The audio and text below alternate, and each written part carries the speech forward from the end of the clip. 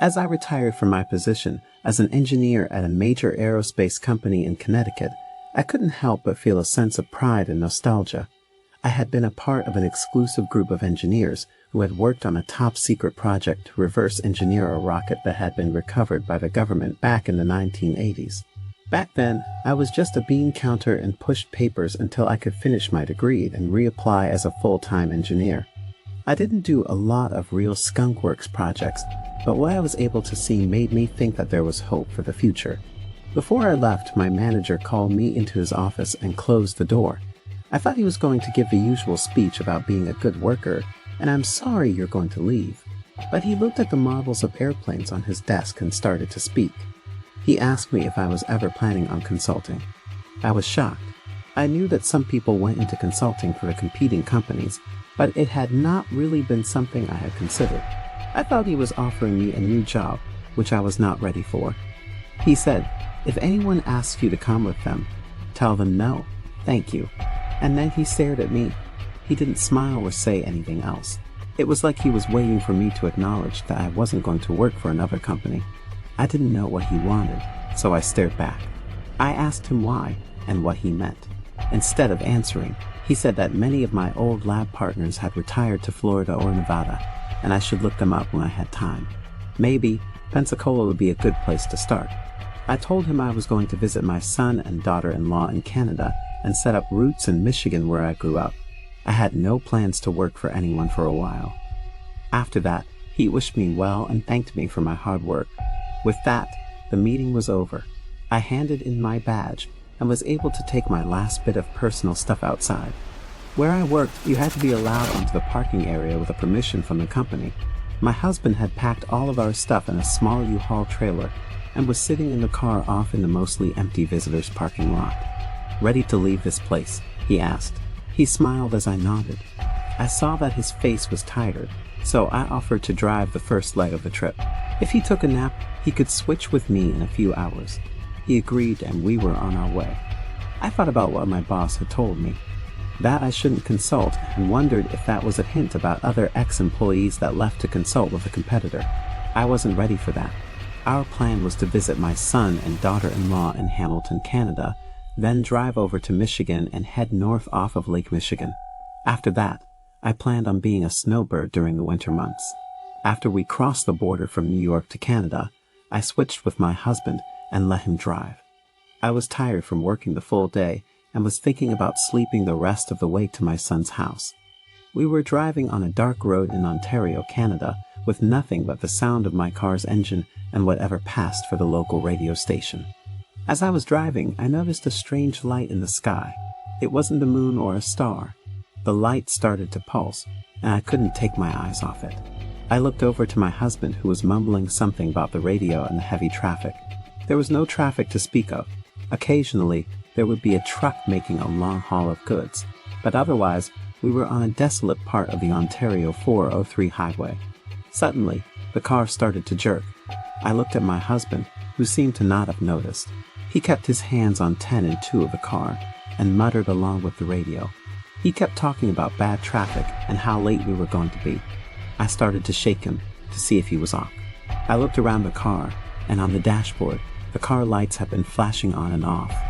Just as I was sure we were going to go into a ditch, the car suddenly stopped. My husband sat there, not moving.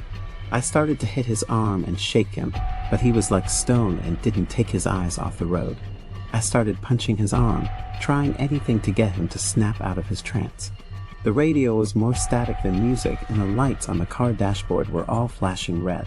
I looked in the distance, and in front of me was a man standing in the headlights. I will never forget that moment. He was wearing a dark overcoat and a fedora hat pulled down over his forehead. I could not make out his eyes, but with the glare of the car, it looked like he was wearing sunglasses. The man did not move. In my side mirror, I saw another figure walk up to the side of the car. I looked at my husband again. This time, I was screaming and hitting him. He didn't move. I felt a presence on the side of the car and turned to see that another figure was standing on my side, as well as on my husband's side of the car. The man leaned down and looked at me for several long seconds. He stood up for a moment, then leaned down again. This time, he was not wearing his sunglasses. The man in black had eyes that seemed to pierce through my soul. They were dark, intense, and had a certain malevolence to them that made me feel uneasy. His pupils were dilated, almost like he was looking at me through the darkness. There was a coldness to this gaze that sent shivers down my spine. His eyes were sunken and seemed to be surrounded by deep shadows, making them appear even more sinister. They were the kind of eyes that made you feel like he was staring right through you, examining every inch of your being. I couldn't shake the feeling that he knew something about me that I didn't want anyone to know.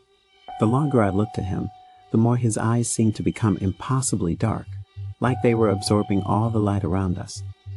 They were intense, almost hypnotic, and I couldn't look away. It was as if I was being drawn into a black hole, with his eyes as the epicenter. I saw him trying to speak. I didn't hear him, but I could tell what he wanted. His mouth said, "Open the door."